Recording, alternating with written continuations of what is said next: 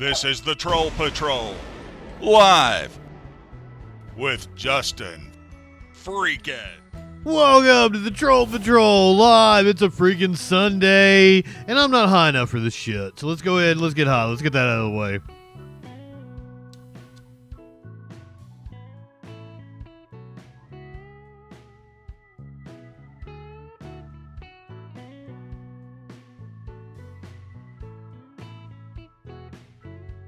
It is Festivus Eve. For those of you who celebrate, Festivus Eve.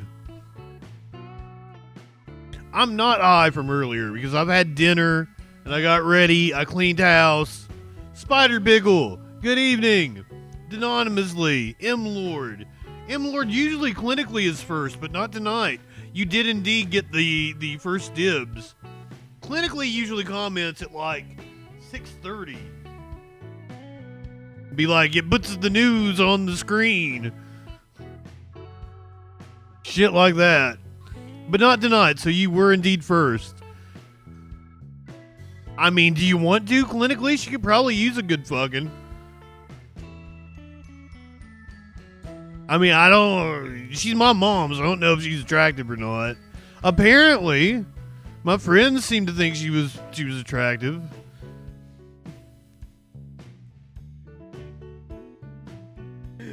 It's going to be a short one tonight because it's Christmas. Pretty much everybody's on Christmas break. But that doesn't mean that the news ain't going to be doing shit. We got shit to cover.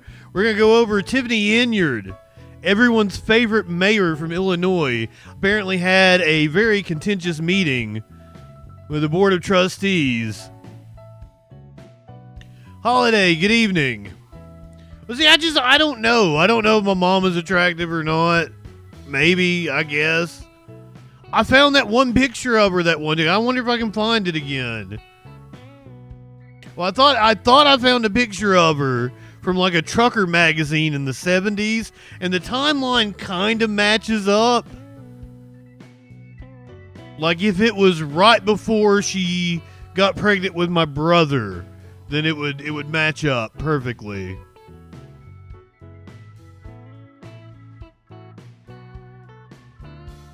And everyone I've shown the picture to has been like, oh, wow.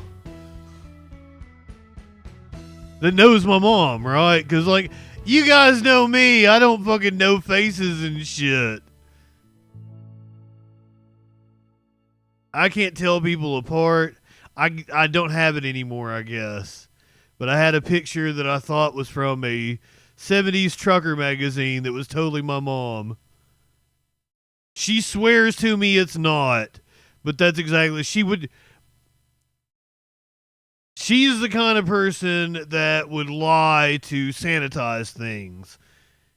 She told me she never smoked pot. My dad told me they used to pass it to the girls in the back seat, and then they'd never get the joint back. So, like, yeah. It's like my mom apparently became an anti-vaxxer. I don't know because I'm kind of estranged from her. I did send her that picture, though, and be like, hey, is this you? Of course not. I think she became an anti-vaxxer because she thinks the vaccine killed my dad. But in reality, I think my dad just got vaccinated, went out and bought drugs, did the same amount that he did before the pandemic, and OD'd.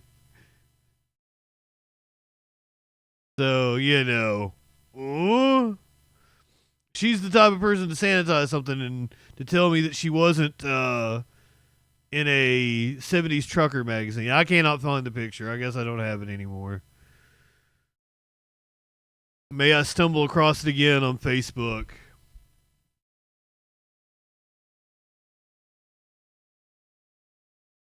The fuck are you talking about, Grease? Yes, I am definitely face blind. However, I went and took a face blindness test on the internet, and it said that I actually ranked above most people for being able to recognize faces. So go fucking figure.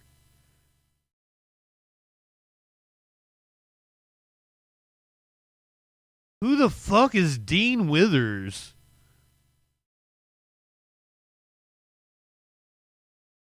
The fuck are you talking about? I swear, right-wingers, they just go off on, like, nonsense. Here's your meme of the day. I knew I'd seen that picture somewhere before. I knew it.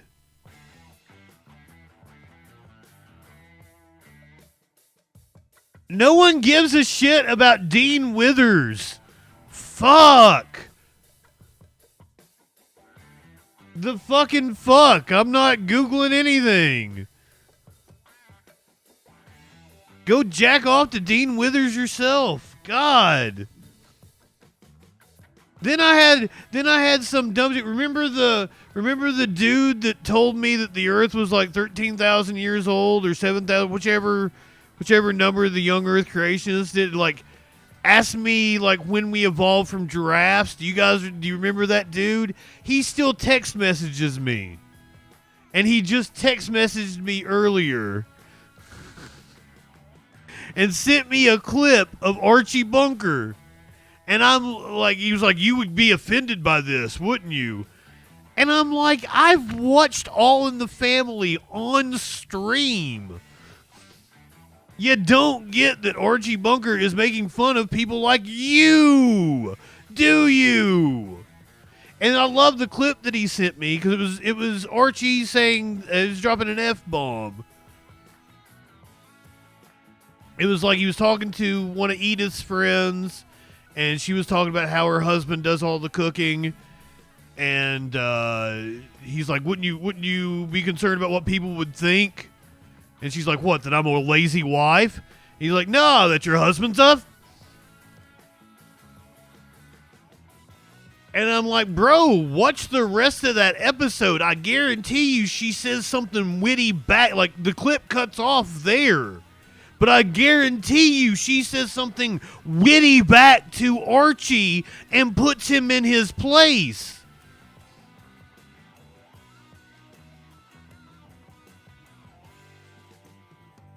Go have your fucking twink fantasy somewhere else. Grease all in here. Talk about how he wants his fucking Dean Withers cock. I can't wait to have Josephus, good evening. I'm going to give you the blowjob of your life. Then I want you inside of me. We're going to be hearing from Senator Kennedy here in just a little bit. He and Senator Rand Paul got into a fight. It's like 30 minutes long, but goddamn if we aren't going to watch the whole thing probably. Because that's bound to be good. Republican on Republican violence is always a fun thing to watch. Tiffany Hinyard up in Illinois got into it with the Board of Trustees. We're going to watch a good chunk of that tonight. You might think I was lazy putting this show together, and maybe I was because it's Christmas, so I want to get the fuck off here and watch more Christmas specials. But, hey, we might have had a Christmas wish fulfilled. Nick Fuentes posting video showing a armed assassin at his door. Trump spoke in Phoenix earlier today at a far-right nut job conference. We're going to go over the people that we lost, the political figures we lost in 2025, which includes a missing congresswoman. Republican congresswoman has been missing for 6 months. Turns out she was in an assisted living facility with dementia.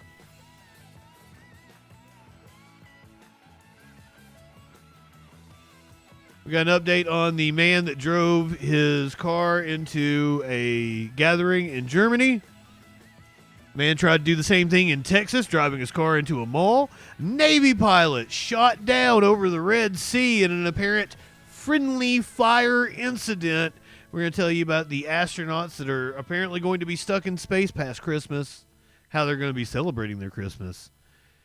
And a boy saved a kitten by trading his skateboard. All that and a lot freaking more tonight on the Troll Patrol Live. Good evening. Shelly, good evening.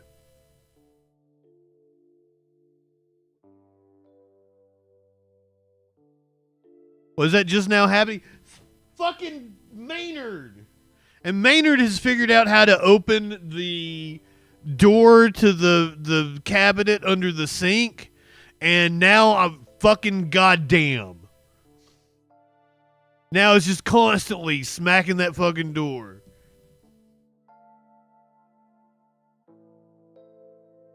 I did not see a shooting in Oregon. When did this happen? Did nobody die? Because it's not gonna make the top news. It's not big enough for me to talk about if nobody died.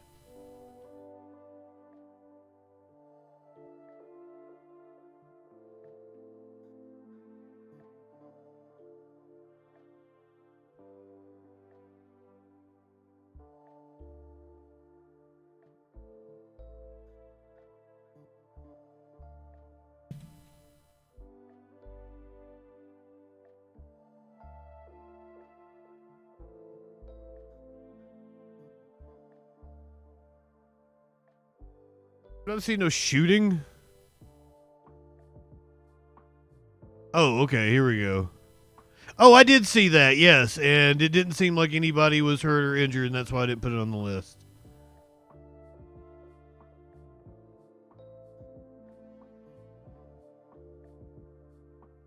Yeah, it was just an incident.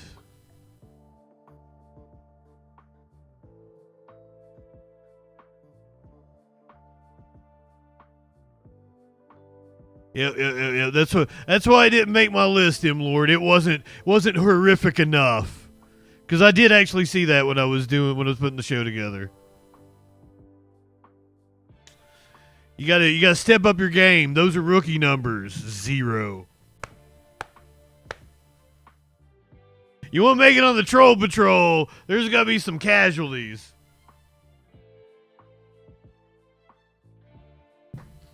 Soup, welcome in. Good evening. Welcome. Oh, I try to always be doing the news by 10 after. I have failed you tonight. My apologies.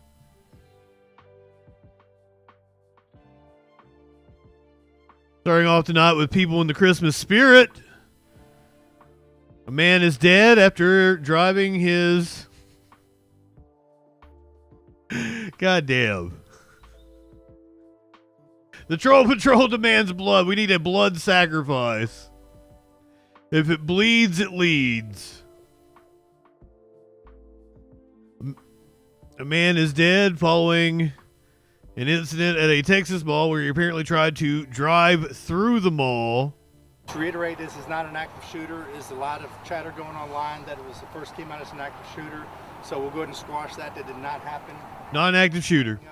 He did drive through the front door of the JCPenney store, striking 4 people. Those people were transported with severe I was getting ready to say, like, lucky for us, nobody has had a JCPenney's in a mall anymore. So there's nobody in there. But it is Christmas time. severe to minor injuries. And there was one other patient that I just recently found out was a walk-in at the emergency room relating to this incident. So we have 5 total patients, unknown ages, conditions. So the trooper and the Killeen police officer continued on foot after this vehicle, which was driving through the store, actively running people over. He traveled several hundred yards, and there's officers from DPS, the Killeen Police Department. Do we have video?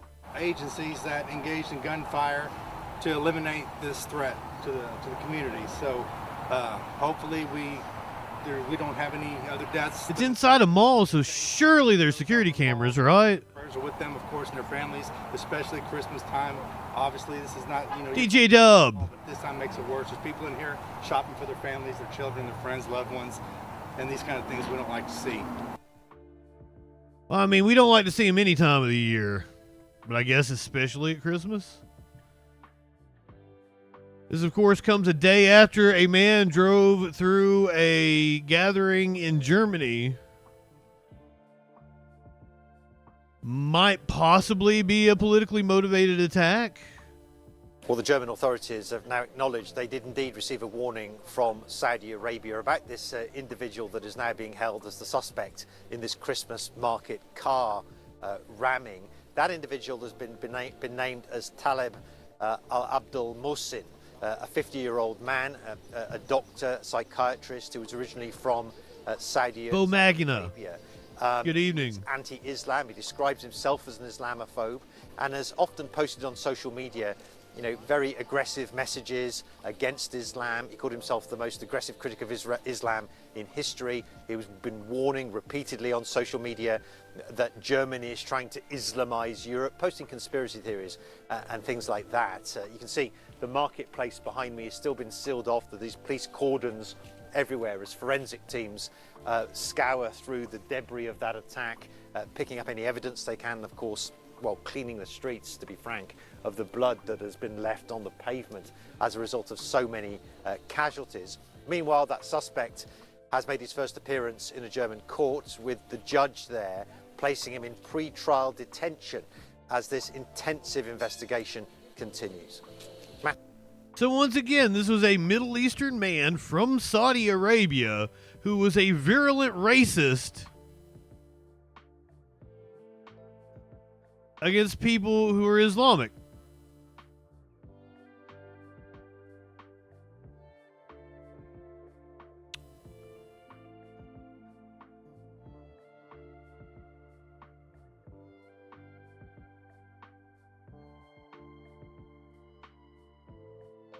None of this makes any sense. Because, brother, okay, let's say you get your way and you bring the Nazis back to power and they cleanse Germany. You think they're going to let you sit at the table? Like, I don't get it.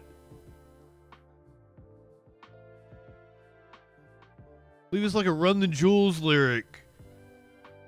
You know, there's, God, I can't remember exactly how it is. Like, once the cages that are built, like, once they're used for you, they're coming for me. Like, yeah, I fucked it up.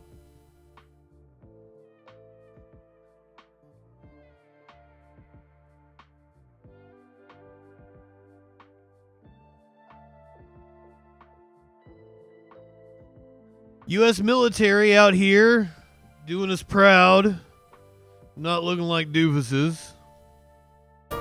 2 U.S. Navy pilots are said to be okay after a U.S.-guided missile cruiser mistakenly shot down their fighter jet over the Red Sea. Military officials are calling it an apparent case of friendly fire. Here's ABC's Perry Russom with the details from Washington. The U.S. military says a full investigation is underway after one of its FA-18 fighter jets was shot down by a U.S.-guided missile cruiser. The incident happening early Sunday in the skies over the Red Sea, according to U.S. Central Command. This was an apparent case of friendly fire. The Djibouti. U.S. Navy pilots on board were able to eject safely from the aircraft, though one did suffer what the military has described as minor injuries. The Pentagon says the fighter jet had just taken off from the deck of the USS Harry Truman aircraft carrier when one of the ships in its strike group, the USS Gettysburg, mistakenly shot it down. The Navy has been patrolling... Yes, that's the lyric, Faux Magina. That I completely fucking butchered. Funny fact about a cage, they're never built for just one group. So when that cage is done with them and you're still poor, it comes for you.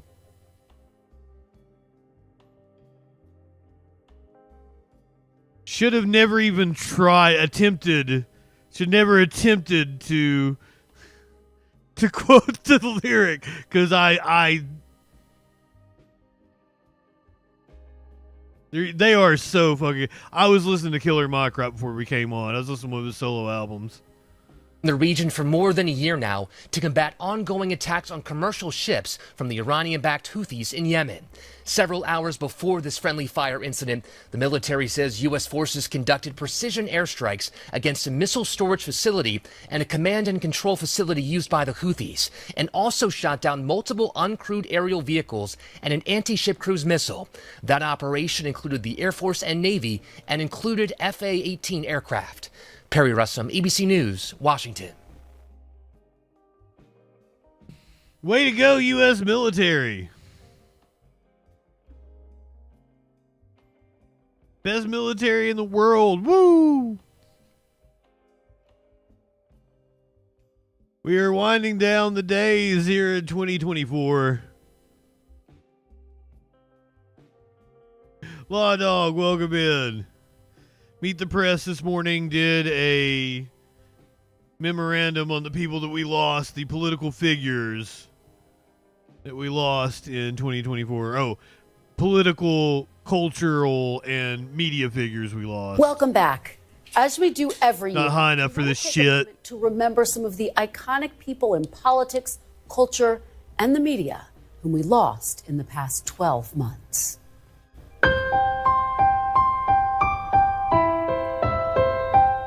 This is a day for every American, memoriam, who are politicians, to drop the labels. We're not Republicans, we're not Democrats, we're Americans.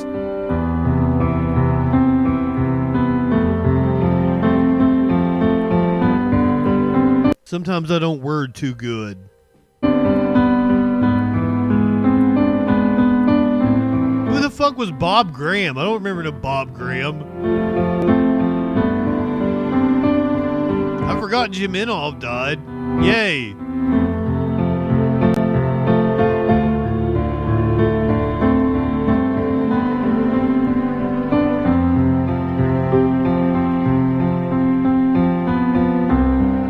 Here, Bill Pascrell. He looked like he was already dead.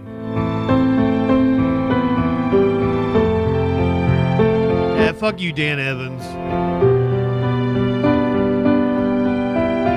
Donald Payne. Those are some pimp glasses. The overwhelming evidence in the case that we tried is that sexual orientation is something that's an immutable characteristic of an individual. Oh yeah, I forgot about Alexei Navalny.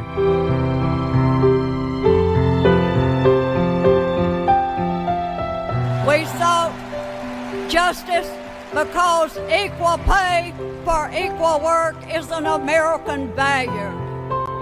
But did she end up having like some horrible take about gay people or some shit? Fuck you, Lou Dobbs.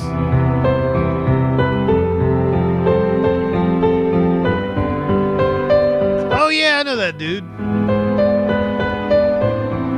Oh shit, I didn't know Howard Feynman died.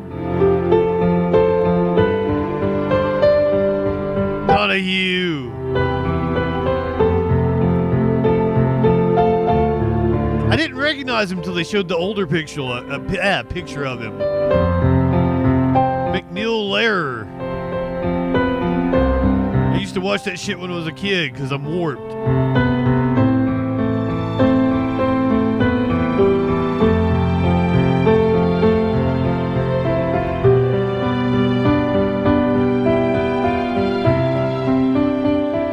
You cannot be afraid, and you cannot be worried about who does and who doesn't like what you do, because there's always somebody's not gonna like it. If nobody doesn't like it, something's wrong with it.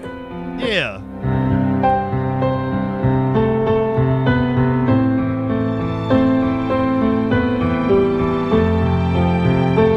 Girl of the Gray. I had no idea Willie Mays died.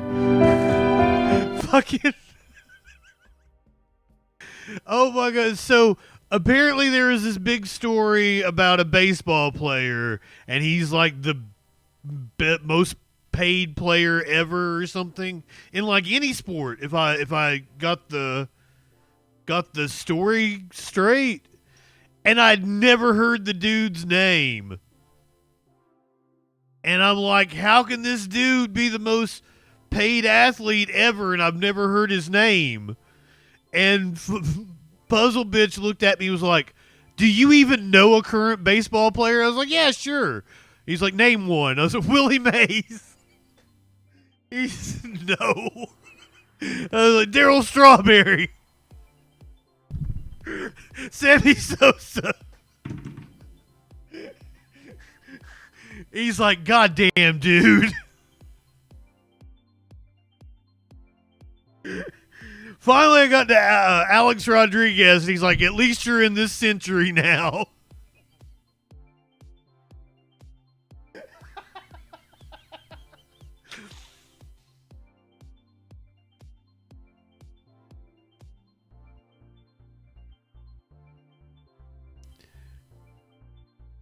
He didn't know who Darryl Strawberry was. I'm a couple years older than him. He's probably like 35. Not enough, Law Dog. Not enough. Light one up, tip one back.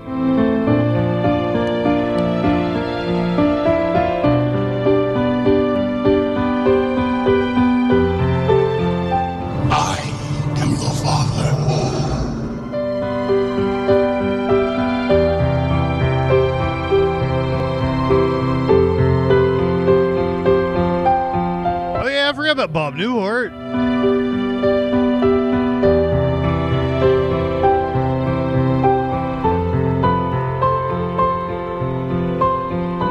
I know, Michael. He was at the TV USA. We're getting ready to watch Trump there. Memory of Meet the Press that you're going to take with you? I think it's mainly the people that I've worked with behind the scenes as well as on front. The people are what count always.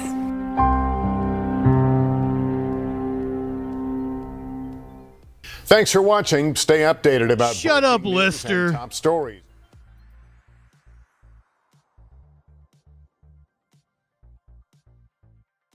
They did not mention another person we lost in 2024. Her name was Kay Granger. She was missing from Congress for about 6 months. But we found her. Don't worry, we found her. Congress's age debate reignites over member living in retirement home. Congress's long simmering debate over the age of its members has resurfaced over revelations that Representative Kay Granger, a Republican from Texas, has been living in an independent living facility. The retiring former House Appropriations Committee chair's absence from votes since July has led some of her colleagues to raise concerns. Granger acknowledged in a Sunday statement to Axios that she has been navigating some unforeseen health challenges over the past year. Since early September, my health challenges have progressed, making frequent travel to Washington both difficult and unpredictable. Granger's son Brandon told the Dallas Morning News that she has been having some dementia issues late in the year. Brandon Granger pushed back on a report from the Dallas Express, whose CEO Chris Putnam ran against Granger in 2020, that his mother was living in a memory care facility.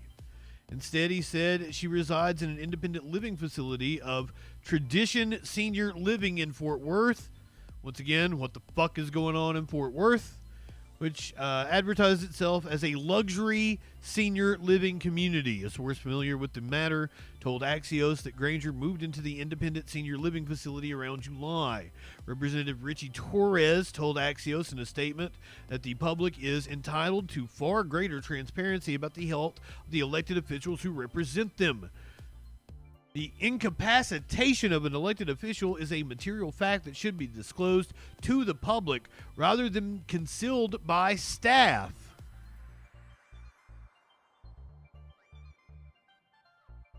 Come on, man.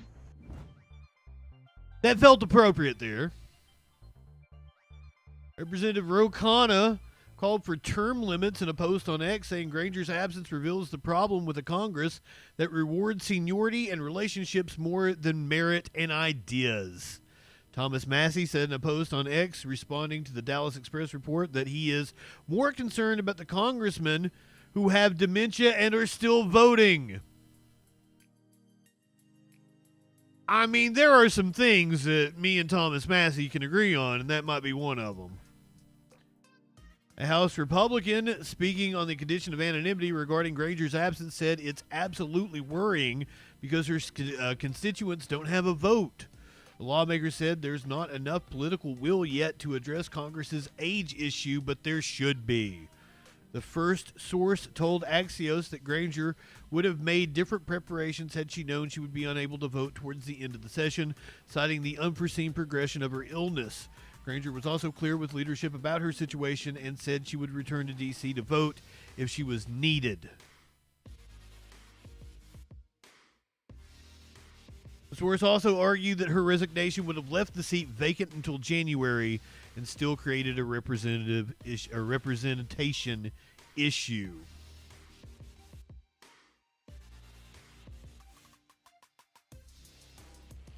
Lenny, good evening. Speaking of geriatrics and politics, Donald J. Trump was at the TPUSA convention today, speaking in Phoenix. President-elect Donald Trump gave Arizona a special shout-out for its role as battleground state and helping him get his second term in office. Now welcome to the stage the 45th and 47th President of the United States of America, Donald J. Trump.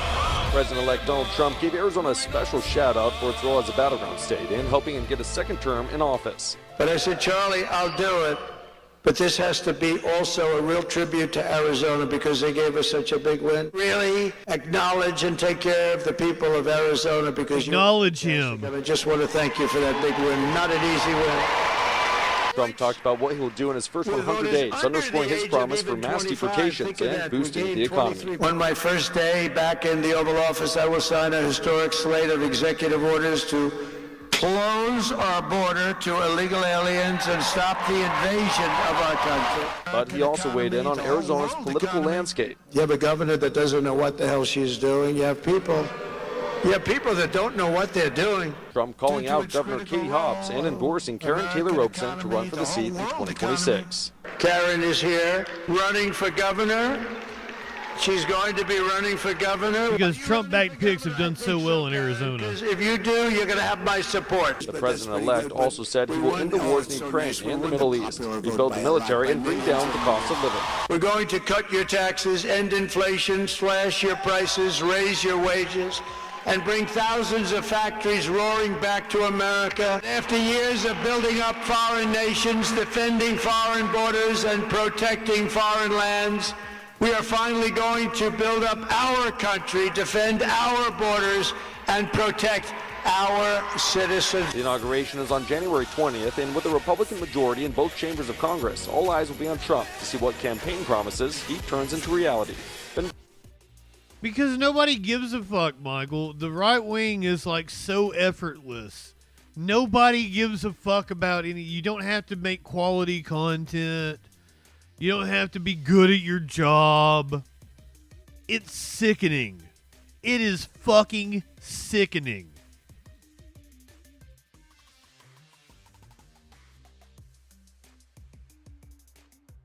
Minty, good evening. The Democrats aren't based enough to do that. Especially because they want when we actually have a first woman president, they'll want it to be like a special thing, right? So they wouldn't want to tarnish it just by doing it to be petty to get at Trump. Unfortunately. Because they ain't cool. All the Democrats ever do is capitulate. Let me show you Senator Raphael Warnock. Probably gonna capitulate to the right. Oh, we need to work with him. This is my friend over here. Speaking of that anger, I mean, Senator Warnock, do you feel like there's a public anger and almost mistrust of people working together, reaching across the aisle to find that common ground? I think the whole country has what I call a low-grade fever. You know, when some mornings you wake up and you just don't feel really well. You can't even put your finger on it. We've been through 4 years of COVID. And people, you know, the early years of that, the early months of that, having to shelter in, all the trauma around that. 20 years of what felt like an endless war. And then demagogues who who exploit this moment through exacerbating the fault lines, the cultural fault lines of division in our country. And I think people just feel the full weight and the trauma of all of that. And what I would encourage us to do, especially in this season, is to look toward one another rather than to figure out, rather than thinking about how we can hurt one another, how we can pray with one another rather than pray on one another. And, I still have a great hope for this country. Our ideals of unity, of inclusion, of equality. And the American story is... Where are these ideals? Have you read a fucking history book, Warnock? Those ideals aren't a thing in this country, specifically. It's about pushing us closer towards those ideals. And there have been moments when the democracy has expanded. There have been moments when it's contracted. But any woman will tell you that even contractions are necessary for birth. And so I remain hopeful even in this moment. But horrible analogy. Thanks for watching. Stay updated about breaking news and top stories on the NBC News app or... Shut up, Lester. I need to get a new board. I haven't... my nice soundboard went out, like 2 years ago at this point. I'm on like a fucking $20 Amazon special. When I do voiceovers for people, there's a low hum in the microphone. I have to go and cut it out to make my voiceover sound good. I should get on getting a new board for myself.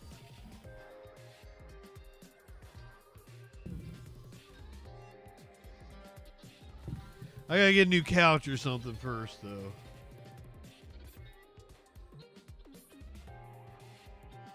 Everybody gonna need to get high for this next part. During the debate over the budget last week, Rand Paul... I've got a noise gate on here, Lenny. Jason Society. Welcome in, my friend.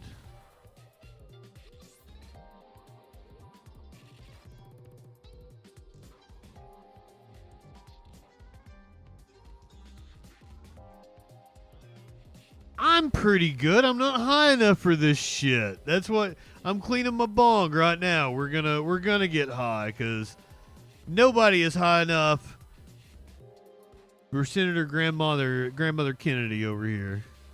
Trying to pass a continuing resolution to keep government open. As you also know, this was Friday. Is during the debate. Shut down if the House and Senate don't act tonight. I think at midnight. Part of the efforts of our colleagues in the House smoking pinky sour would be, of course, not only to keep government open, but to extend the National Flood Insurance Program. Going tomorrow to get some more, I believe. Which is also scheduled to expire, I think, tonight at midnight. I was looking at my stash. I was like, oh, shit, should I go before Christmas? As I think most people I might not have enough. Hardly perfect. Like, that's about what I got left. But it's important. Oh, I've also got a bunch of concentrate, so I've got a bunch of dabs. It's almost impossible to buy flood insurance in the private sector. Then Curiouser was like, hey, you want to go to the weed store tomorrow? I'm like, yes, I absolutely do. Their homeowners insurance covers them for flood. It does not. Many Americans, unfortunately, found that out, for example, with the horrible flooding. Dank Mid, welcome in, my friend. Virtually all of our friends and neighbors in the Appalachia area and in South Carolina and Kentucky and Florida who were victims of Hurricane Helene. Why the fuck would I quit weed? I think many of them had homeowners, but they're not covered for flood. Hold on. Let's, everybody ready? Everybody got your weed ready? You want to do the song? Jason, you ever heard the song before?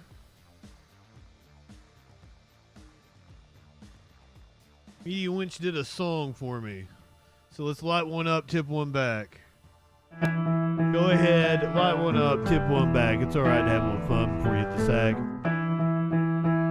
I'm JustinFREAKIN. All we're establishing is this guy's wicked sick aesthetic. Not high enough for this shit. I guess I gotta thank Matt Wall for introducing me to JustinFREAKIN. Hey there, y'all. We're about to get stupid, locked into what that news beat doing. Fu Manchu and a slick bandana. Colder than ice, smoother than Santana. Audio, video, chat and calls. Right-wing nut jobs haunt the halls. What you wanna watch? Hey, what you think? And there's only one choice. It's JustinFREAKIN. The guy's, he's a formidable voice in the culture. Light one up and tip one back. It's a right to be high. Let's grab a snack. It's fucking news, quit panic, attack, and play your cards right and get a titty slap. jump in Discord, let's have some fun. The man will talk to everyone. Get high and try to debate. When shit pops off, chat thinks it's great. What do you think you're doing? Join the troll patrol. Wherever discourse is brewing, he gives it that southern drawl. So let's go ahead and bring in Justin. Hey Justin, how's it going, brother? First of all, I want to say you're poser South. I'm in Alabama. I'm the real South. Okay, all right. So why don't you tell us what it takes to be a man? Well, I don't know. I'm in Alabama and I'll fuck a man in a dress. Why won't you fuck a man in a dress? Are you that insecure that you won't fuck a man in a dress? That's fantastic. So you're okay with that, right? Yeah. Why wouldn't I? Right-wingers are morons. Like one hit and hit one back. One more click before we hit the set an alert when that shit goes live. Social fucking support and hit subscribe. Light one up and take a hit. He does no harm, but it takes no shit. He's the last one standing when the ship is sinking. Let's take another rip for JustinFREAKIN. Light one up, tip one back. I'm JustinFREAKIN. Not high enough for this shit.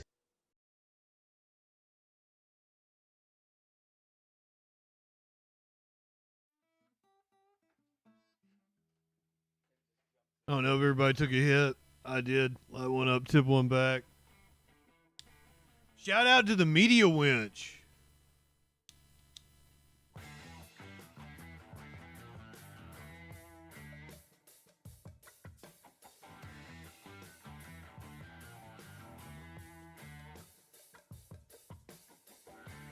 I'd heard some of her raps before, but man, she really knocked it out of the park on that one.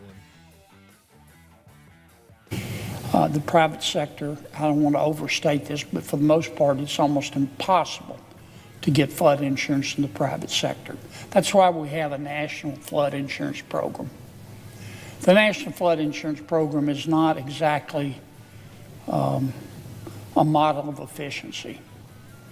Under President Biden, it's been screwed up even more. FEMA, which is in charge of our flood insurance program, Come on, man. implemented something called risk Dougie, welcome in. It's been a disaster. It's a mess. It looks like something. We've got another 45 minutes to an hour of news, and then we're going to watch some classic Christmas specials. Back porch. But it's better than nothing. This is from Friday in the budget debate.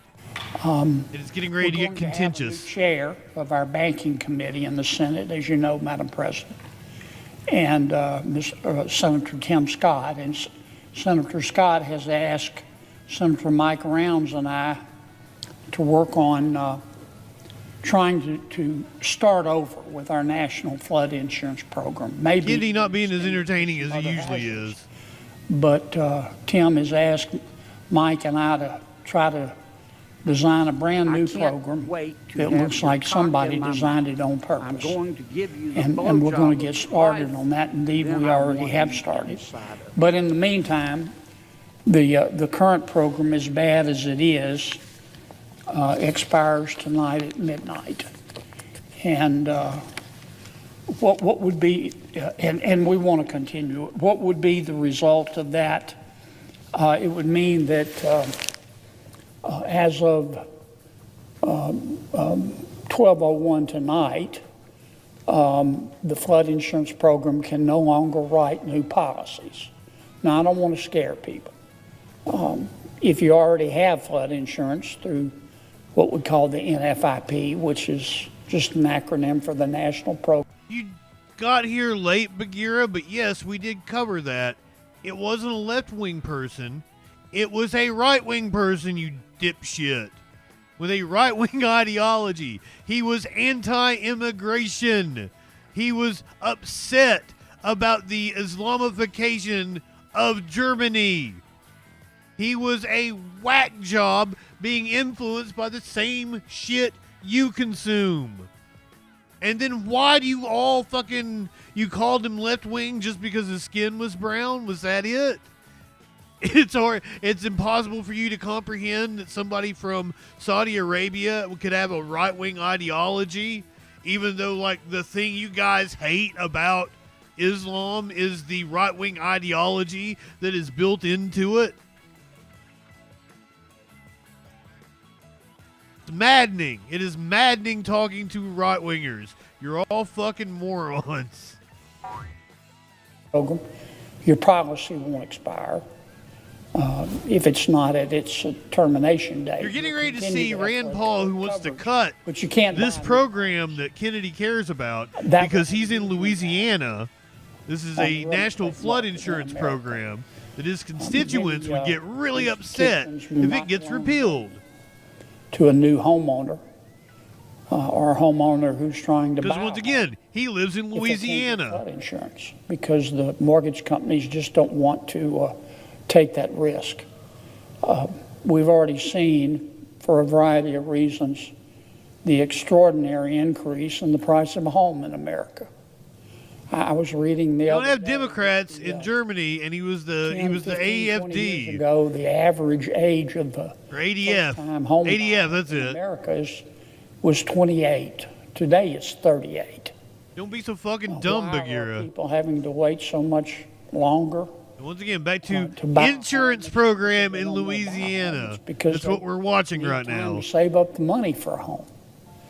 But my point is that the price of homes, for a variety of reasons, in part because of inflation, the price of a home has just risen dramatically. And I don't think any of us want to do anything to make the price of a home go up even further. I want to say a word about Louisiana.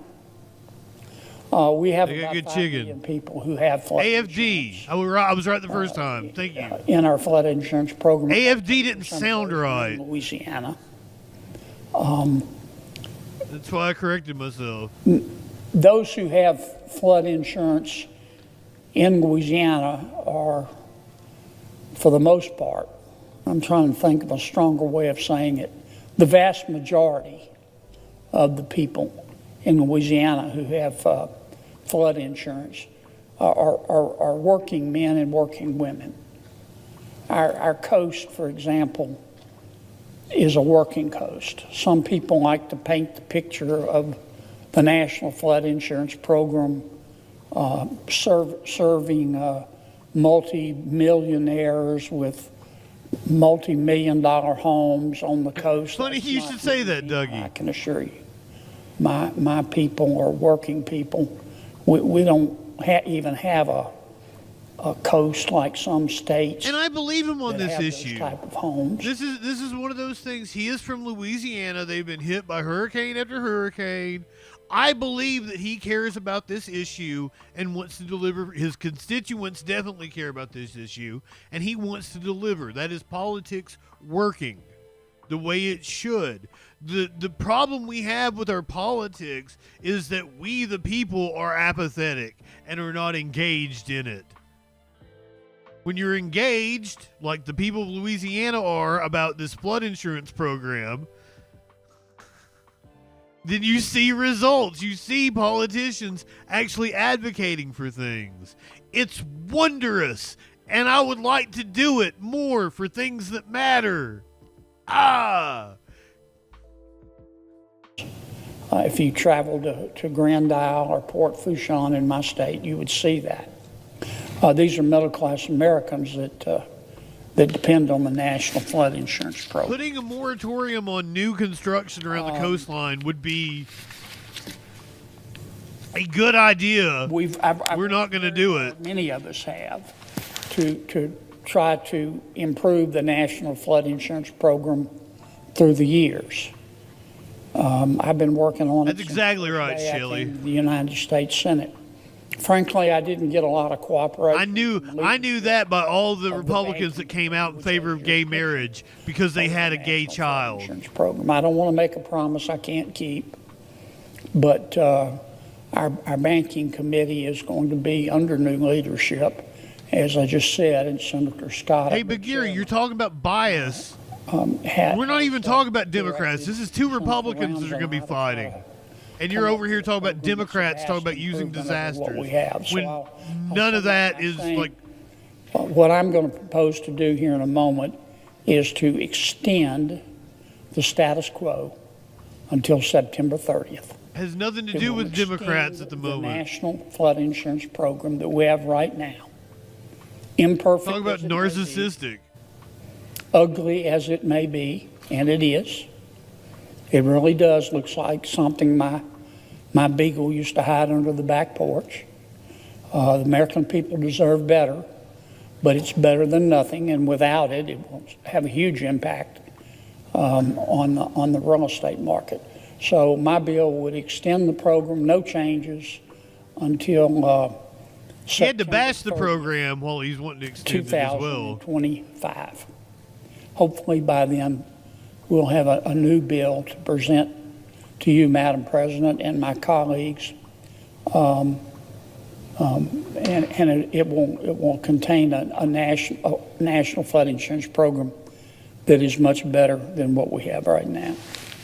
So, as if in legislative session, Madam President, and he was talking about a beagle being under his porch. I ask unanimous consent that the Committee on Banking, Housing, and Urban Affairs be discharged from further consideration of S4772. That's the bill I just talked about. And the Senate proceed to its immediate consideration. And I further ask, Madam President, that the bill be considered read a third time and passed, and that the motion to reconsider be considered made and laid upon the table. Thank you, Madam President. It got laid. Madam President. Senator from Kentucky. Reserving the right to object. Here we go. Once again, we are asked to extend the flood program without any reforms to protect the taxpayers. Like many federal programs, the flood program is well-intentioned, but it may very well be the best real-life example of a moral hazard. The program covers about 5 million policyholders and provides over $1 trillion in coverage. We are told that the program is funded through insurance premiums, but charging below the market price on insurance and capping how much these rates can rise inevitably has led to shortfalls. They're out of money. They're always out of money. A 2014 report looks like there's a lot of storms. Accountability Office found that the flood program collected as much as $17 billion fewer in premiums than the market would have demanded. So when the program inevitably found itself in need of money, it in theory borrowed from the taxpayers. Not that the taxpayers had any choice in the matter. As they often are, we're on the hook regardless of whether we want it to be or not. Just a few years ago, the flood program owed over $30 billion to the taxpayers. Congress later It is ducky. I'll give you that. It still looks like shit. It's gone. It disappeared. But the flood program has not made any further repayments to the taxpayers and today still owes over $20 billion in debt. So the taxpayers are expected to cough up money whenever the program needs it, but the program doesn't seem to be in a hurry to pay the taxpayers back. But perhaps the greatest insult to the taxpayers is the lack of true limits on this delinquent program. There are no limits on how many claims can be filed or how much money can be received by a policyholder filing multiple claims. Rather than encourage people to leave flood-prone areas, it encourages people to stay and rebuild where it continues to flood. Thousands of instances, the program encourages people to rebuild and rebuild and rebuild again. According to the Pew Charitable Trust, over 150,000 properties have been rebuilt over and over again. They say the definition of insanity is doing things over and over again and never understanding you're doing. Are you wanting to move New Orleans? 25 to 30% of flood program claims are made by policyholders whose properties flood time and time again. Over 2,000 properties have flooded more than 10 times. We bail them out every time. One home in Bachelor, Louisiana flooded 40 times and received a total of $428,000 in flood insurance payments. Doesn't seem like we're learning our lesson. Doesn't seem like that's encouraging good building behavior. It's encouraging the opposite. And if you can believe it, that isn't even the most times a house has been paid for. In Virginia, one home flooded 41 times and received more than $600,000 in payments. It is argued, no matter how much a home is worth, that the federal government will only cover the first $350,000 in flood insurance coverage, $250,000 for the structure, another $100,000 for the contents. That is true, but the $350,000 limit is only applied per event. That's how you wind up with a home that floods 40 times and gets paid over $400,000. What if the home that flooded 40 times was paid 350,000 times? What if it's a $10 million home and it has $300,000 worth of damage 40 times? That would mean the policyholder would receive $14 million from the government program. It was also mentioned during previous debates that there really isn't a private flood insurance market. Well, there is a private insurance market that will cover beyond $350,000. Rich people use the government to insure their beach house up to $350,000, and then they buy private insurance on top of that. So there is a market and would be a market at whatever number we set. The government flood program is a disaster for many reasons, but chief among them is that it crowds out the private market for the first $350,000 in losses. That's why the private flood insurance market is so small. So for poor people, $350,000 in coverage per event may be enough for most people, but instead of allowing private markets to work, the government has put the primary responsibility on flood losses on taxpayers. Can you imagine having to withstand the ordeal of your home flooding 10, 20, or 40 times? Well, the taxpayers do not have to imagine paying to rebuild the same home time and time again, because that's the reality of the current program. Adding insult to injury, the Congressional Budget do you want to pay them to move? That the flood program tends to benefit the wealthy, and that 23% of the subsidized coastal properties were not even the policy's primary residents.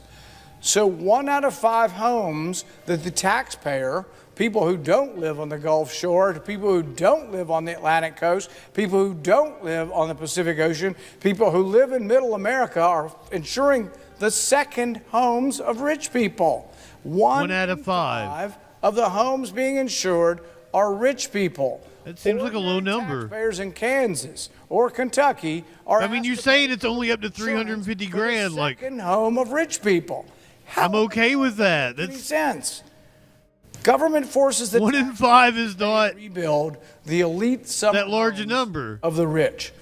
It's estimated that the national average so 80% of the people receiving the money flood insurance programs, that these homes are valued it's their primary residence. $400,000. So the average home by this government seems like a great number supposed to help the poor, the average home that we're insuring, the government is insuring, is worth over $400,000, and it's people's second house. No, is it? You just said 1 in 5 is the second house. 80% of the people, it's their primary residence.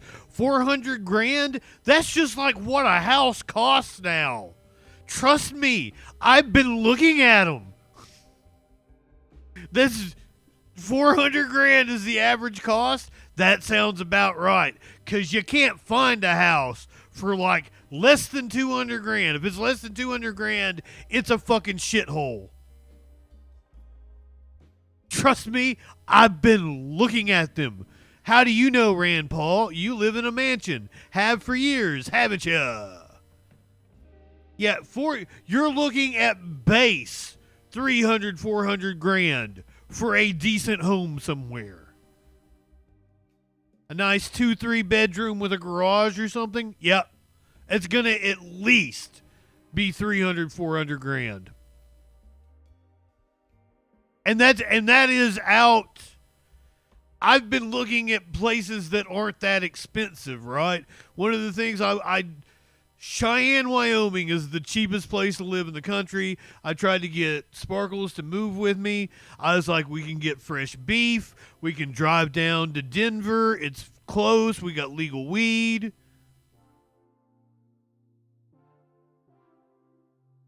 Did I get the math right, though? I didn't have to add or subtract anything. I was just talking about numbers. Bagheera, why are you surprised I'm not a vegan? Like, why do you have assumptions about me? I fucking love meat. How in the world is that something we should keep borrowing billions and billions of dollars to insure rich people's homes? In fact, exactly, Michael. The flood program caters nationalize all insurance. Nearly 80% of the flood program's policies are located in counties that rank within the top 20% of income. Enough is enough. Why do you think veganism has anything to do with politics? The wealthy. It doesn't make any sense. I offer an amendment that would require the flood program to only cover your primary residence. So if this is your only house and for some misbegotten reason you have to keep building it in a flood zone, you would be eligible. If it's your beach house, you're not eligible. If it's your second house, you wouldn't be eligible. We also might put a cap on it. We might say that, well, if you have more than a $500,000 house, you got to buy your own insurance. The government doesn't pay for that. These are reasonable amendments, reasonable reforms, reasonable changes that have been offered for years and never get done because people come with the song and dance of people needing help and we must help people. But nobody ever says, are some of these people who should be helping themselves? And that's why it's always bankrupt. Femvox, we are seeing a fight between Senator John Kennedy, who needs some cock. I can't wait to have your cock in my mouth. I'm going to give you the blowjob of your life. Then I want you inside of me. Because all the flood insurance pulled out of Louisiana, Florida, places like that, it's impossible to get flood insurance. There's a national program. It was getting ready to run out of money on Friday, and Senator Kennedy wanted to extend it. Rand Paul here wants to kill it and thinks it's wasteful.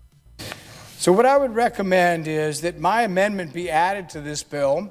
We can reauthorize the program, we can refund it, but we would now limit who it goes to.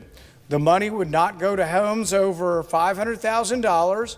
It would have to be your primary home, not your second home.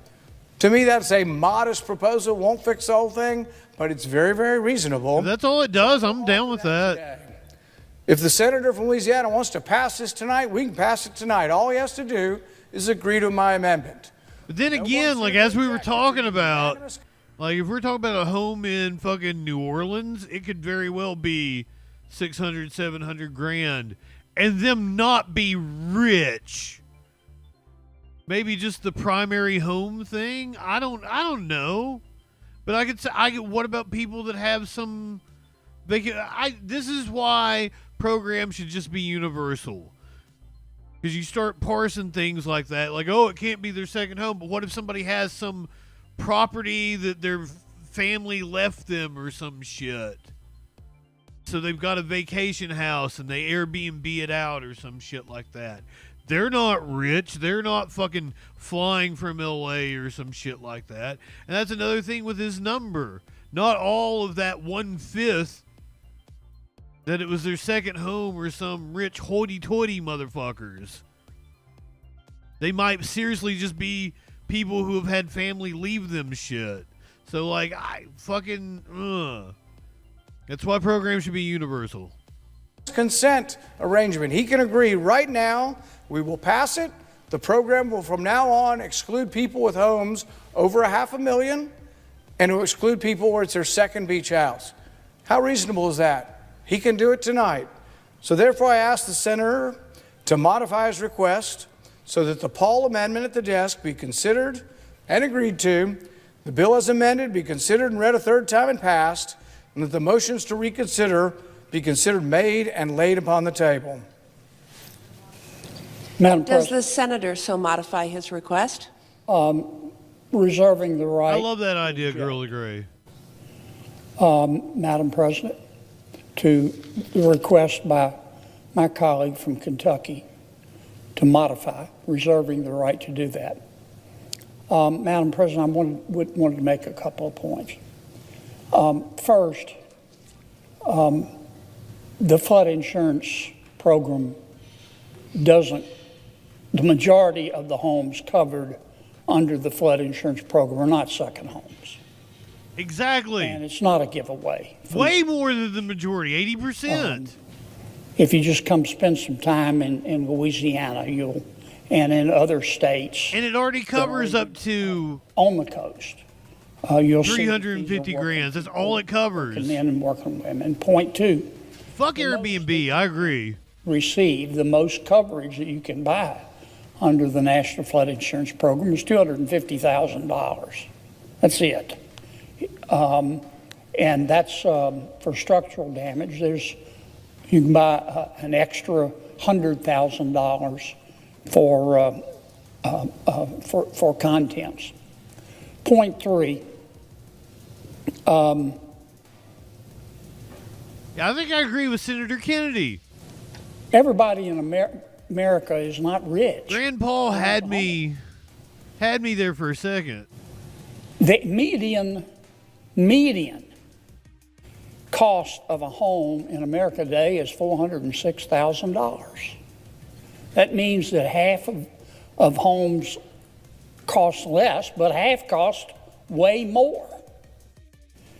That's the result of a lot of factors, including but not limited to inflation. As I said earlier, it's one of the reasons that the average first-time home buyer in America if anything, is no longer 28, it's 38. If anything, the insurance program should be expanded to cover up to like 500 grand. When someone talks about $500,000 home and somebody being rich who owns a $500,000 home, I don't think that accurately reflects reality. I agree with Kennedy. I just don't. Number two, the idea to extend this only to a primary residence. I know a lot of hardworking women and men who work a day job and have also saved their money and bought rental homes that they rent out, try to build equity in to give them something to live on during retirement. These are not wealthy people. These are working women and working men, and I don't know. They're not millionaires living on the coast. That's just a jaundiced view of the flood insurance program, at least in Louisiana. And I don't know why we would deny those people the right to buy 2 or 3 little rental homes to rent out and build equity in for their retirement. They're not going to be able to borrow the money to buy those homes if they can't get flood insurance. No institution will loan it to them. Finally, the point I would make, and I say this with all due respect. Kennedy is a Republican. Paul is a Republican. Listening to some of my colleagues talking about the big, bad, nasty, rich people in America. Well, I mean, you know, when I came up, success, financial success and otherwise, and certainly there are ways to define success other than finances, but one of the ways in America we do define success is financially. And I was raised in America to admire people who worked hard and saved their money and invested their money and became successful financially. I regret that we've reached the point in America, and I hope it ends under the new administration, where we just constantly go around denigrating success in America. We're not denigrating success. We're denigrating parasites. Otherwise, and for that reason, Madam President, with respect, denigrating people who are a drain on society. Byronic. Objection to someone who is not a drain on society. Is there objection to the original request? Madam President, The junior senator from Kentucky. reserving the right to object, let the record show that what I have offered is a way to limit government insurance to regular people of modest income, but to say rich people with beach houses shouldn't have government-sized subsidized insurance. The program costs billions of dollars. It's 30, 40, 50 billion dollars in the hole, any way you want to measure it. Something's got to be done. What would the reforms be? What would the most obvious reform be for a flood program that's billions of dollars in the hole? Why don't we tell rich people, buy your own insurance? Does that mean I don't like rich people? No. Probably nobody in this body more appreciates success and people who work hard and make a good living. Nothing against that. Other than that, we shouldn't give them free stuff. I mean, I'm all for them. You got a yacht? Invite me over. But I'm not for like buying insurance for your yacht with taxpayer money. Doesn't mean I don't appreciate that you're wealthy and you've got a yacht. I will ride on your yacht. I'll come to your party. But I'm not going to buy your insurance with the taxpayer money who is billions of dollars in the hole with this just one program. The whole government's $2 trillion in the hole. So let the record reflect that I offered to amend this program, let it go on, and we would exclude only the homes of people who have homes, second homes, over $500,000. And that was rejected. So I have another offer. I reject this will that. be the second amendment. And this offer will be if $500,000 for your second home means you're still poor and you need help from the government, what about if your second home costs $2 million or more? Should we buy your insurance? Why are we buying? Why are we bringing Biden into this? I brought along a couple of pictures. These are pictures of some people you might have heard of their homes. This is President Biden's home in Rehoboth Beach, Delaware. It's worth $2,700,000, and yes, it's eligible for government insurance. Does anybody think we should be buying insurance for President Biden's home? Let's see what else we have. Oh, Nicolas Cage. Boy, that's a nice house. $4.2 million in New Orleans, also eligible for government insurance. Look, I love Nicolas Cage. I'd go to parties at his house, too. $250,000 for such structural damage. To go to the movie. Actually, I don't want to pay $20. I would pay to go to see his movies, but I don't think we should buy insurance for his home. If he can get a $4.2 million home, I'll bet you he could buy his own insurance. Let's see who else is eligible for government insurance. But you're not buying his insurance either. Good movies. Man, he must be doing great. His place costs $20 million, and it's eligible for government insurance too.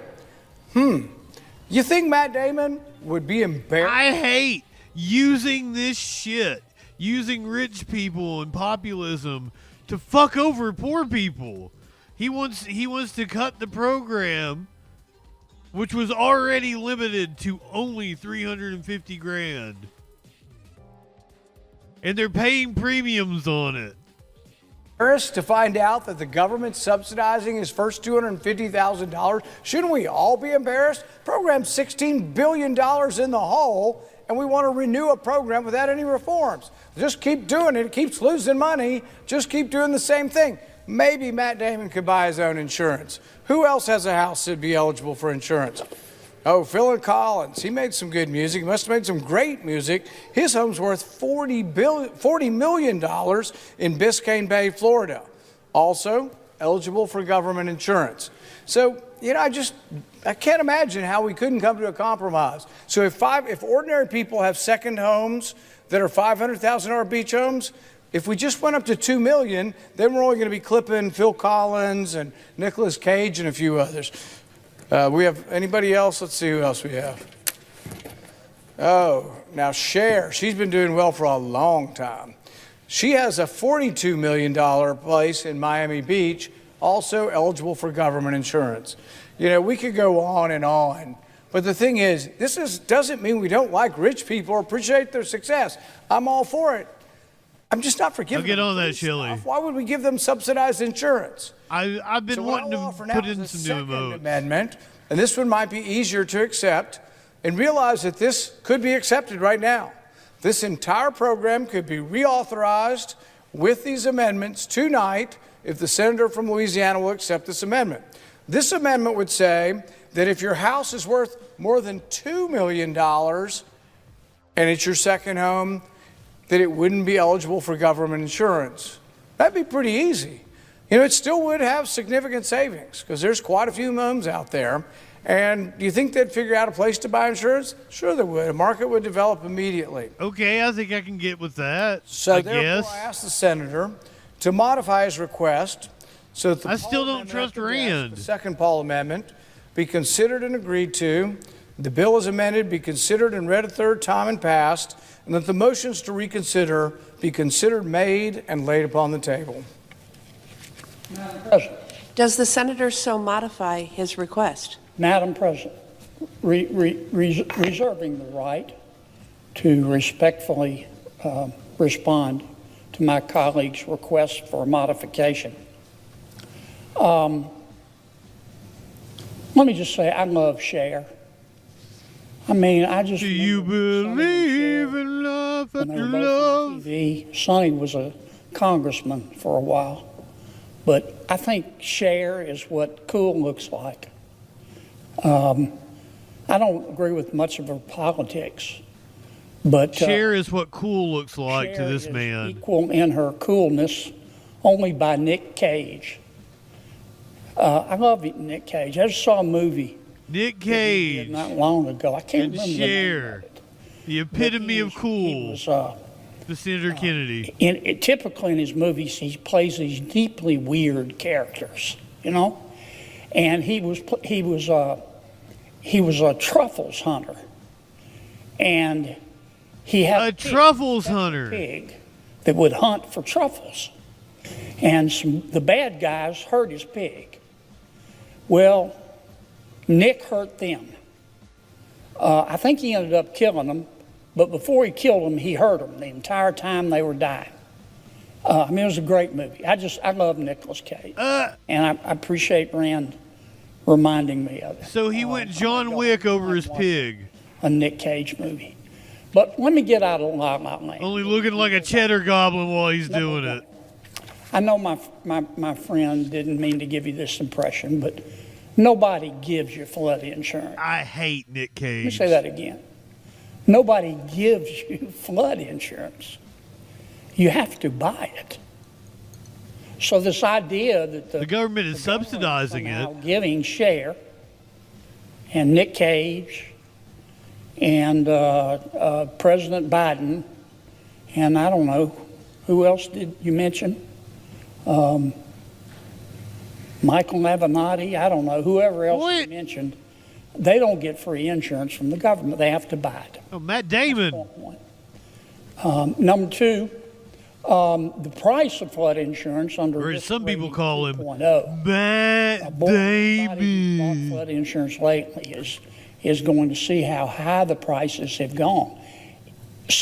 There was a time when the program was subsidized, but it's not being subsidized anymore. In fact, a lot of people have had to drop their flood insurance because they just can't afford it anymore. It's just way too expensive. I guess point three, Madam President, that I would make, 99.9999% of the people who buy flood insurance. Everyone makes Sparkles laugh. That's all I got to say. We're not talking about Phil Collins here. We're not talking about Cher. We're not talking about Nick Cage. Or Michael Avenatti. Nobody brought him up. We're talking about working men and working women. Isn't he in prison still?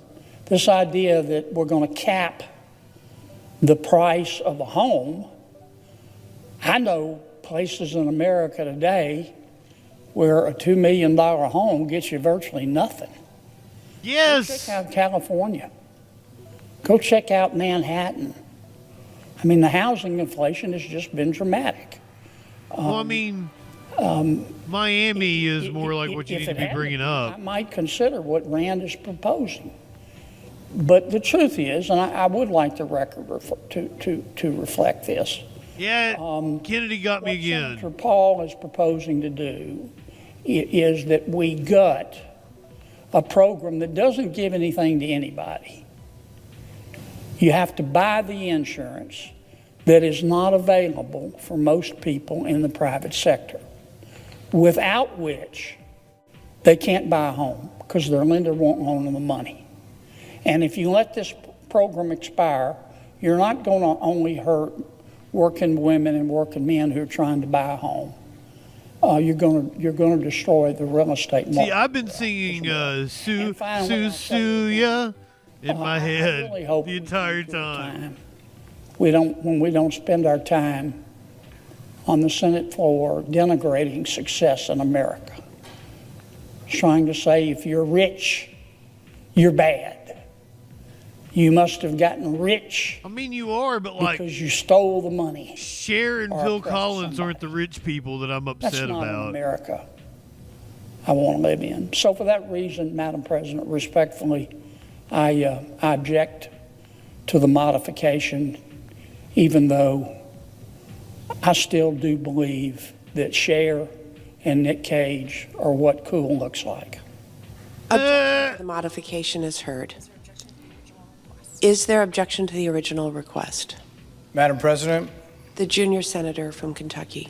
Reserving the right to object. Oh my God! Made that this is not a gift and this is not subsidized insurance. Well, if it weren't subsidized insurance and it were the market price for insurance, it wouldn't lose $16 billion a year. Yeah, I feel like it's By subsidized. definition, if you lose $16 billion a year, you're not charging enough in premiums. I feel like Kennedy was So you lying have about subsidized that. premiums. This is a subsidized government insurance program that even with the subsidized premiums, Just because you ain't funding it doesn't mean it ain't subsidy. accumulating tens of billions of dollars of debt. It's currently $20 billion in the hole. We got a problem here. So I haven't really heard how we're going to fix this. And one obvious, easy way would be people who can afford to it should maybe pay the full price for their insurance and not a subsidized price. So I object. I'm into that, but I don't think your proposal does that. Fuck you, Rand Paul. Fuck you, John Kennedy. Let's go to Illinois, where we're going to check in with our favorite mayor. This is Tiffany Henyard. She is the mayor of Dalton, Illinois. It would seem that she got into it with the Board of Trustees of the Thornton Township area. There are threats of a Thorntown. government shutdown in Thornton Township this morning. Supervisor Tiffany Henyard says the trustees there who are boycotting recent meetings are putting people in jeopardy.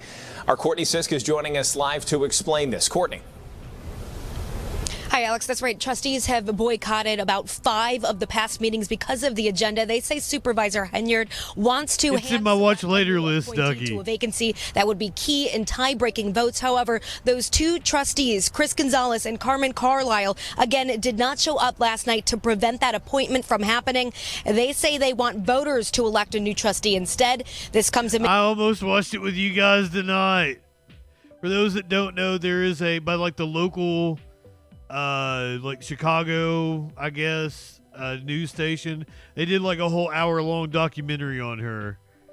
Scrutiny of Henyard's handling of township finances here and in Dalton. Meanwhile, Henyard claims the township cannot conduct business without all trustees present at these meetings. She says they cannot review their insurance and threatens potential layoffs if the township needs to shut down and cannot operate.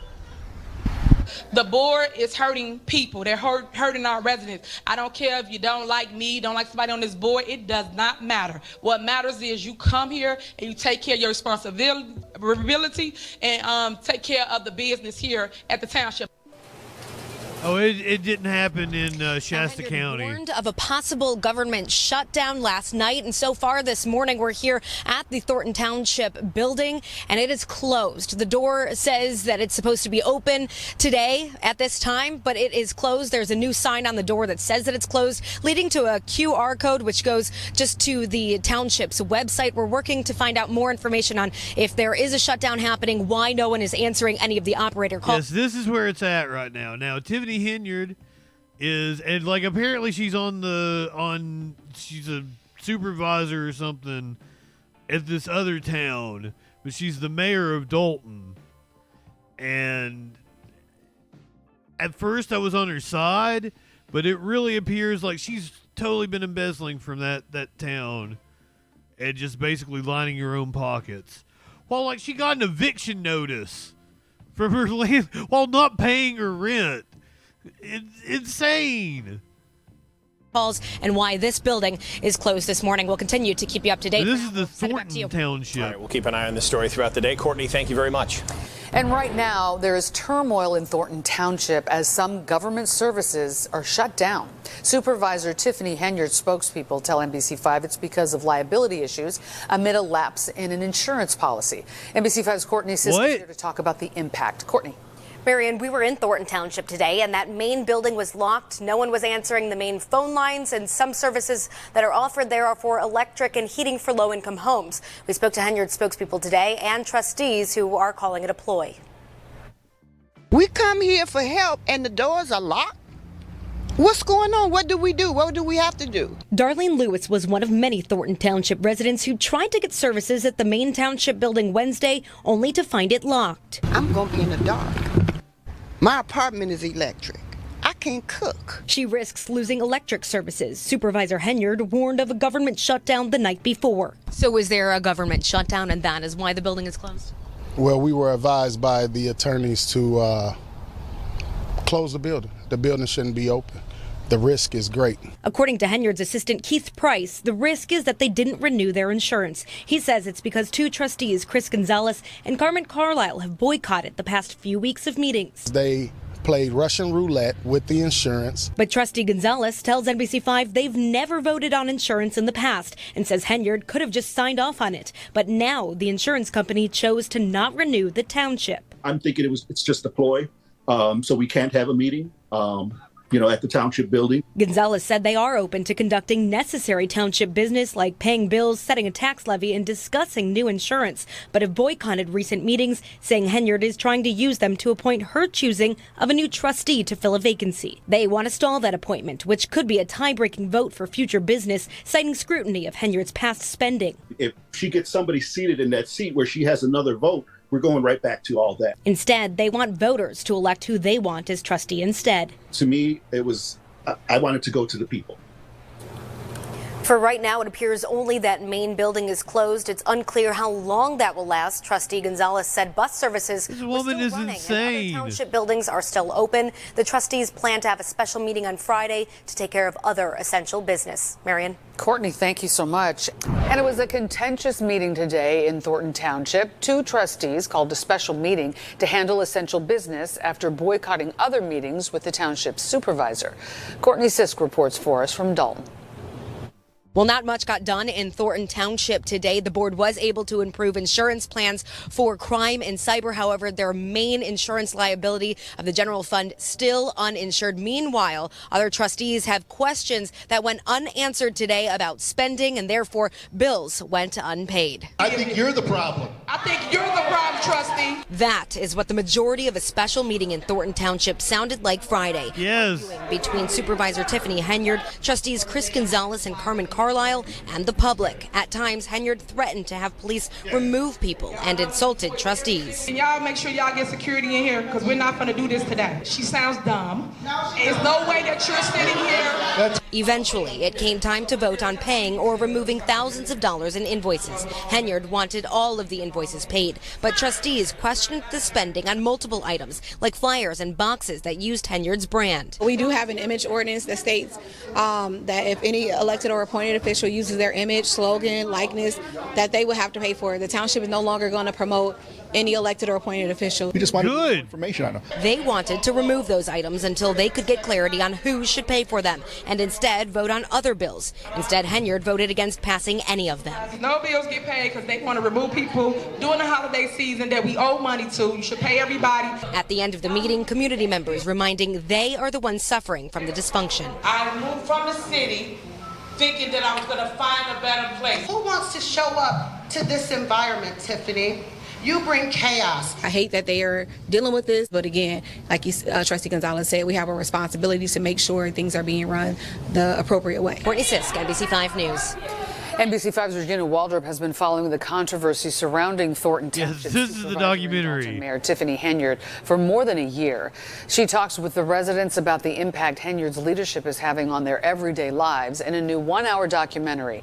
You can watch that documentary, Super Mayor, The Cost of Chaos in Dalton, on YouTube right now. I state your name, Tiffany Aisha Henyard. I thought that she is the girl. She can change this thing. She had a vision that was, it was just of hope. I thought, yeah, it's great to have a young person, and she's real energetic, and her song and dance is really catchy. Let's give her the benefit of the doubt. And so many other people felt the same way. And something different, something new, something that can give the community. I'm sorry, I shouldn't laugh. I thought that she was the best thing that can happen for Dalton. And that's a good thing.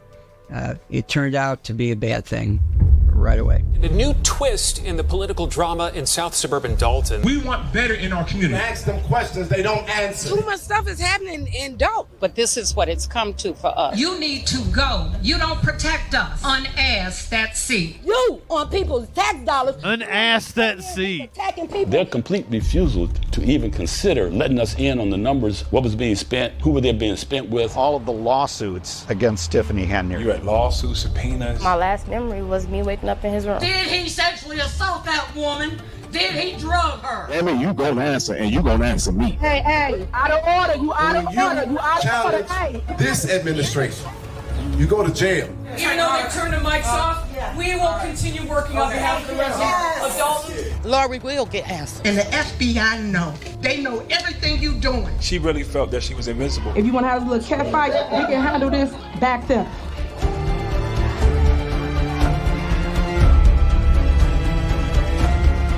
Kind of like Trump.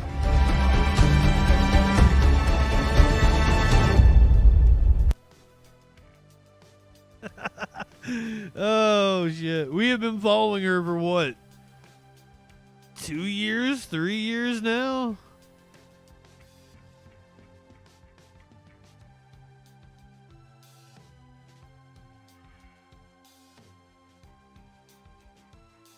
Speaking of getting followed, apparently Nick Fuentes is being followed. Far-right streamer Nick Fuentes posts video of armed assassin, quote-unquote, at his door. The man who was wanted for a triple homicide in Illinois later shot dead by police. So first, let's go to the video that Nick Fuentes posted to Twitter.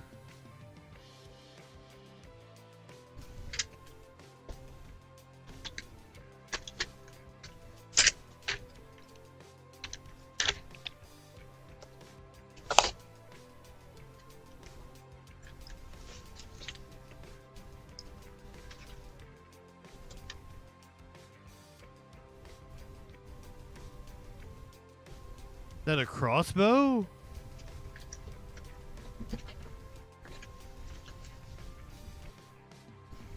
What did he lay down? It is a crossbow. The hell?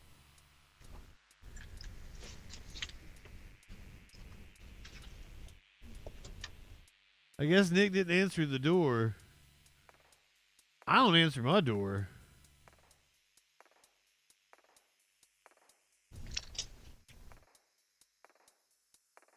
It is kind of chilling.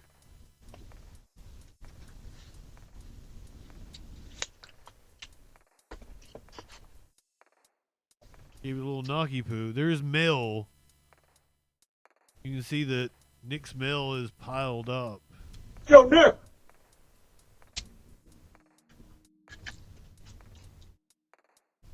Yo, Nick. Yeah, but he set the crossbow down. That's the crazy part.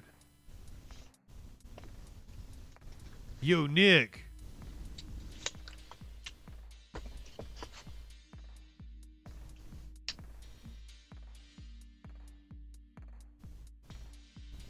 And I mean, if I had to guess, it's probably some right-winger. It's probably a fan of his.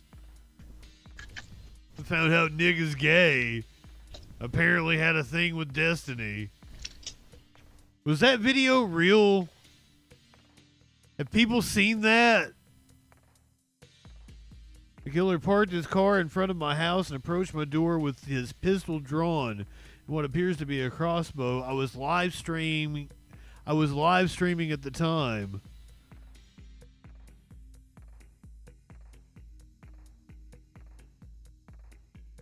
Fuentes reported the man to police, who then escaped on foot, allegedly broke into a neighbor's home and killed 2 of their dogs. Well, fuck that dude. When police arrived, the man opened fire on them, was ultimately shot dead by the responding officers. On Thursday evening, Fuentes posted on X, "He is now dead. I am okay."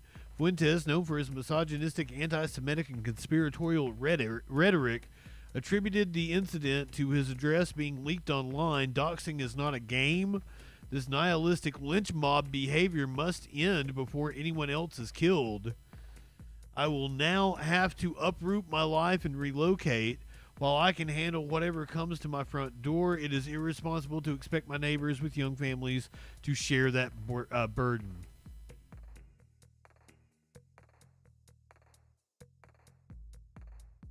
Here's the thing, is you can't get online and spread hate and vitriol and then be upset when it comes back to bite you in the ass.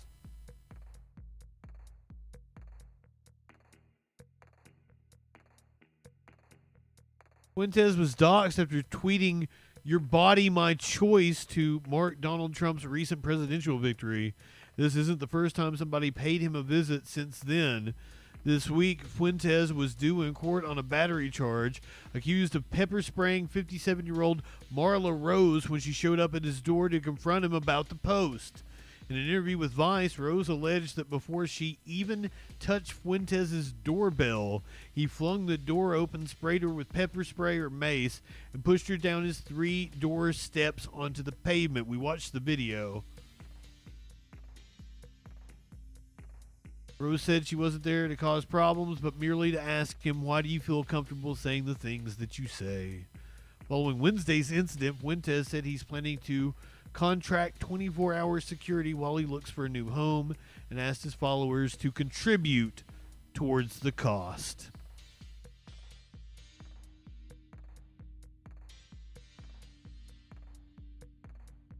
Merry Christmas, Nick.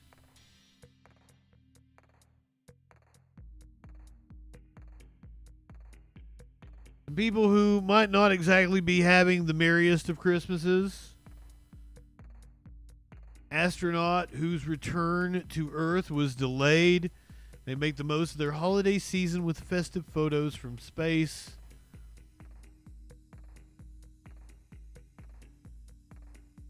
This is Don Petiti and Suni Williams.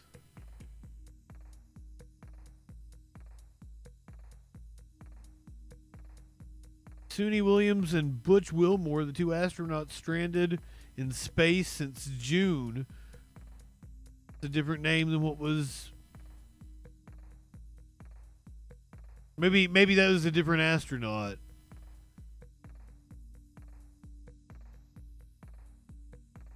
It says damn Petiti. Now I'm fucking confused.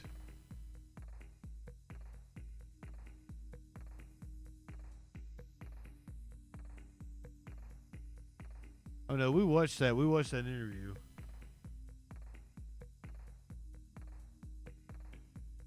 I'm very confused about what this dude's name is, and I'm sorry. In the image, Williams 59 and Wilmore 61 can be seen wearing Santa hats while speaking on a ham radio inside the International Space Station. Another day, another sleigh, the Research Institute in Houston wrote in its caption. NASA announced earlier this week that the spacecraft that will ferry 4 astronauts to the International Space Station to retrieve Williams and Wilmore won't be ready to launch until no earlier Then late March of 2025, the Space Organization previously said that the veteran astronauts were originally slated to return home sometime in February. The delay, NASA said, gives them and SpaceX teams time to complete processing on a new Dragon spacecraft for the mission, which will offer the best option for meeting NASA's requirements and achieving space station objectives for 2025. The new spacecraft is scheduled to arrive in Florida by early January, according to NASA. Last month, the crew aboard the ISS detailed how they celebrated Thanksgiving while speaking with NBC News. In an interview with Lester Holt that same month, Williams said she and Wilmore are enjoying their time away from Earth despite the less than ideal circumstances. We're feeling good, working out, eating right. It's just awesome. We have a lot of fun up here, too. People are worried about us. Really, don't worry about us. We're a happy crew up here. So, jingle bells from the ISS.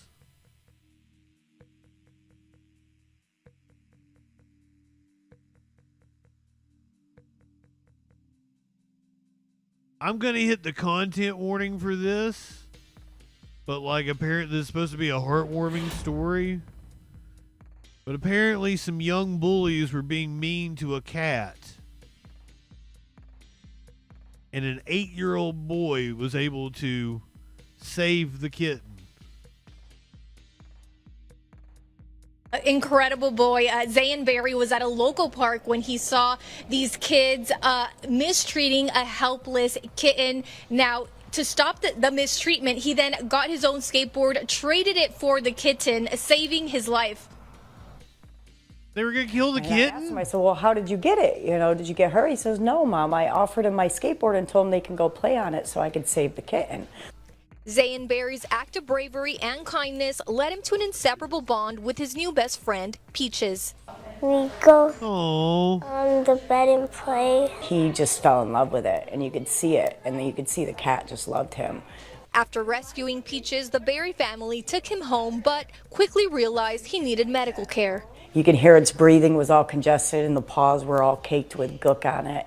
The Humane Society says Peaches had an upper respiratory infection, causing him to lose one of his eyes. It had to be surgically removed, but the kitten is recovering well. Peaches' eye looks great. The stitches are going to come out.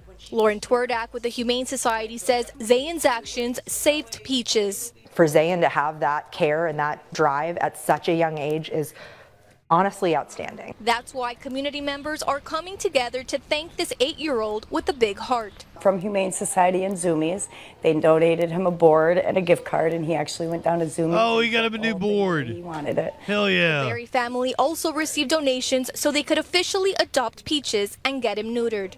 I told him, you know, we explained that he was going to lose his eye, and he says, that's fine as long as he can live, because that's my best friend. Oh. Peaches is here at the Humane Society. He had to get some new stitches, but he should be ready to go to his new home as soon as tonight. Reporting live in Yuma, Alexandra Rangel, Arizona's Family. Oh, we didn't get to see Peaches, though.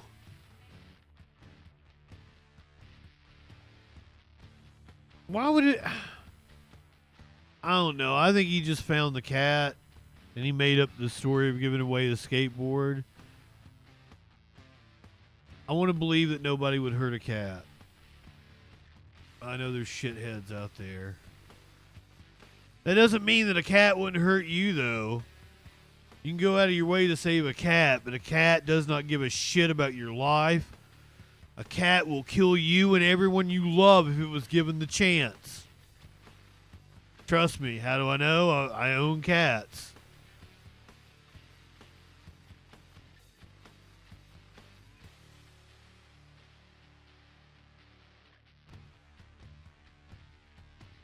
Oh, that's adorable. Yeah,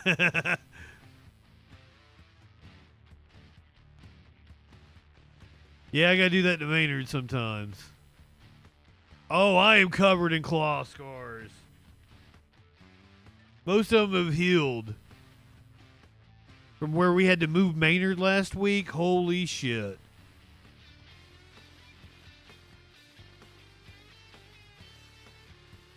He's settled in though. He's really happy. He's over on the bed right now. Behind me. I don't know where Smokey. He's in the. They love these. They've got big ass windows. They love them.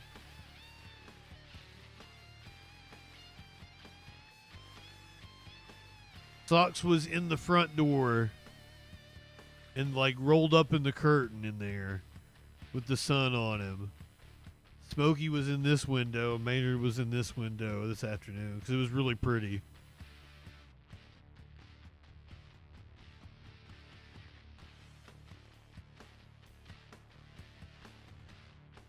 I mean, cats are psychopaths. There's no doubt about it. By the way, I'm lying. My cats would never kill me.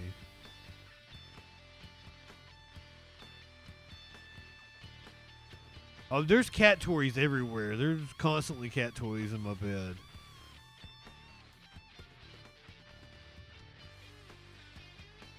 If you're watching on YouTube or checking out the podcast, we're going to go ahead and say goodbye to you. We're going to head over to Twitch and D-Live, and we're going to watch some classic Christmas television specials. So YouTube peeps, podcast peeps, go ahead, light one up, tip one back. It's all right to have a little fun before you hit the sack. I'm JustinFREAKIN. We'll see you tomorrow. I guess Christmas schedule. We're going to do Troll Patrol tomorrow night. Oh, that's Festivus. Do Troll Patrol tomorrow night. We'll do Troll Patrol on Christmas Eve. No Troll Patrol on Christmas Day. We're going to do Christmas specials after the Troll Patrol. Monday, Tuesday. We'll probably have short shows like this. On Christmas Day, on Wednesday, we'll come on at like 4 o'clock, 5 o'clock. Christmas specials all night long. So, podcast peeps, YouTube, go ahead, light one up, tip one back. Yada, yada, yada.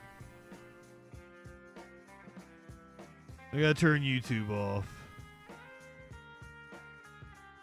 I got Smokey in my lap.